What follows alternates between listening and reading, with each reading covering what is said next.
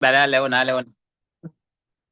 Buenas noches, profesor. Buenas noches, compañeros. Nosotros somos el grupo 4 que está integrado por Olmedo, Olmedo Grueso Kerly, Cortés Yepe, Enzo Portocarrero y quien le habla, Rodríguez Paredes. Bueno, el día de hoy le vamos a hablar acerca de las leyes del medio ambiente, del TUSMA. Ya, estos son unos artículos en los cuales le vamos a dar a conocer. Tenemos el artículo 1, que es el artículo del ámbito, el artículo 2, que viene a ser los principios, el artículo número 4, que sería la rectoría, y el artículo 6, que vendría a ser obligaciones.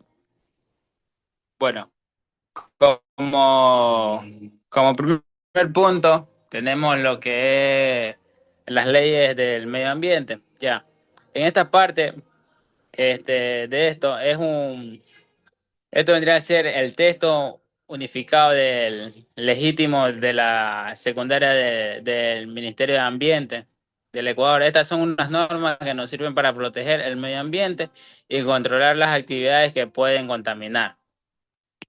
Bueno, como artículo número 1 tenemos el ámbito. Este artículo nos explica qué leyes regulan la protección del agua, del aire, del suelo y la biodiversidad. El objetivo es evitar daños a la naturaleza causados por agentes contaminantes. En el artículo 2 tenemos lo que vendría a ser el principio. Aquí se establecen tres principios importantes. Se vendría a ser el preventivo, que este aquí es evitar daños antes de que ocurran. También tenemos el que es el precauteloso, creo que sería la palabra. Este de aquí nos ayuda a actuar con cuidado cuando existan un riesgo en lo que vendría a ser lo ambiental. También tenemos el contaminador pagador, que este de aquí vendría a ser quien contamina y debe pagar los costos de la reparación. Ya, en el artículo número 4 tenemos la rectoría.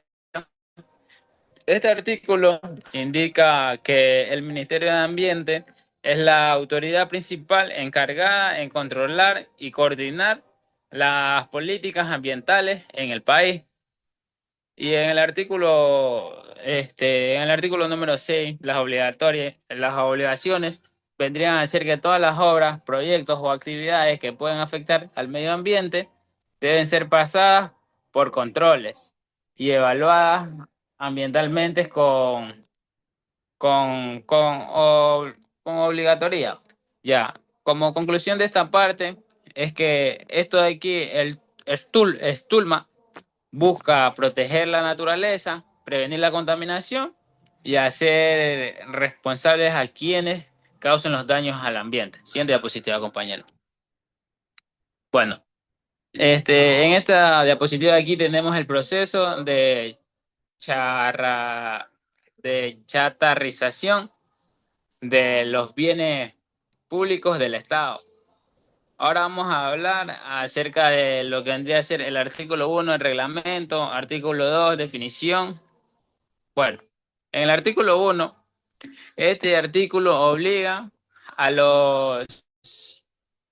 a las instituciones públicas a eliminar vehículos, computadoras o otros equipos que ya estén dañados o obsoletos que no se puedan reutilizar. Bueno, tenemos como segundo artículo, la chatarrización es un proceso técnico donde los bienes en mal estado son destruidos, ya, para evitar reutilizaciones inadecuadas y reducir la contaminación. Bueno, una de las importancias de la chatarrización en este proyecto es que nos ayuda a liberar espacio, a evitar la acumulación de basura tecnológica, a reciclar materiales y a proteger el medio ambiente. Como conclusión, como conclusión, lo tanto de las leyes ambientales como la chatarrización. Esto busca cuidar el medio ambiente y promover un manejo responsable en los recursos y desechos del Estado. Muchas gracias.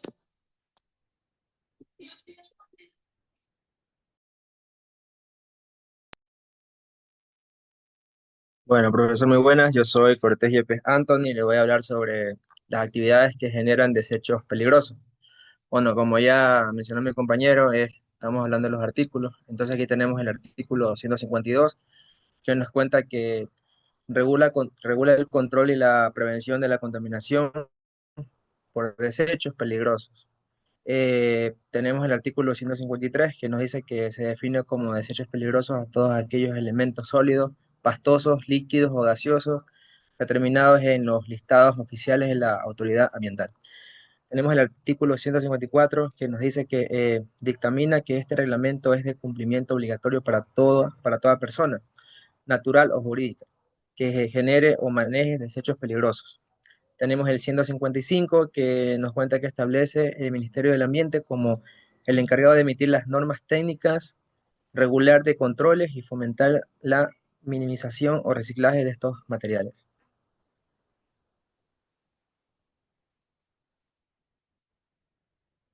Pasamos lo que es sobre el manejo, almacenamiento y disposición de residuos peligrosos. Artículo, artículo 4 nos cuenta que los residuos peligrosos de origen industrial o comercial deben verse obligatoriamente a los proveedores para su correcta eliminación técnica. El artículo 160, que es las obligaciones del 1 al 3, nos cuenta que el generador es el responsable de los desechos desde su origen hasta su disposición final. Y pues bueno, se debe incluir, reducir al mínimo la generación de residuos, almacenarlos de forma segura en recipientes adecuados, aislados del agua y sin mezclas peligrosas. Y el 3 nos cuenta que contar con áreas de almacenamiento temporal accesibles para los vehículos de recolección. Muchas gracias. Doy paso a mi siguiente compañero.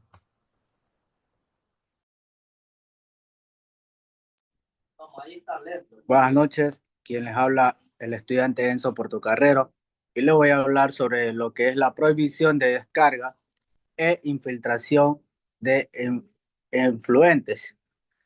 Principalmente este tema trata sobre la prohibición de botar sustancias contaminantes, ya sea al suelo o al agua, ya que estos afectan el medio ambiente y la salud de las personas. Entonces, las leyes ambientales nos indican principalmente que los residuos peligrosos deben mantenerse de forma segura. Un ejemplo sería, deben almacenarse en lo que es recipientes adecuados, vehículos que transportan residuos deben estar autorizados, los desechos tienen que estar etiquetados para identificar el peligro y las áreas de almacenamiento deben tener ventilación, señalización y equipos de emergencia. Esto es muy importante ya que nos ayudan a evitar lo que es la contaminación de ríos, daños al suelo y enfermedades en las personas. Un ejemplo muy práctico podría ser cuando una fábrica bota químicos al río, lo que hace es contaminar el agua y afecta a los animales, plantas y comunidades. Siguiente tema, por favor.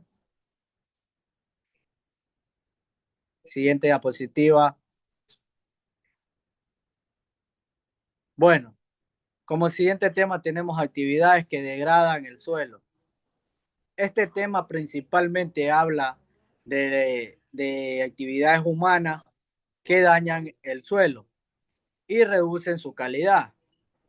Entre las principales actividades están el uso excesivo de químicos y pesticidas, derrames de petróleo, sustancias tóxicas, mal manejo de residuos agrícolas, botar plásticos o basura al suelo.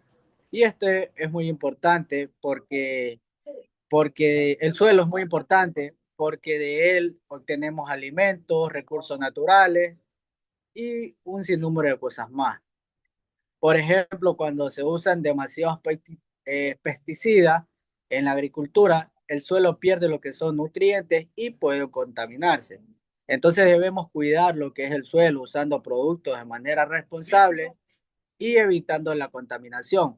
Podemos visualizar también que tenemos aquí una serie de artículos en lo que sería el artículo 4.1.2.1, que nos dice prevención de daños.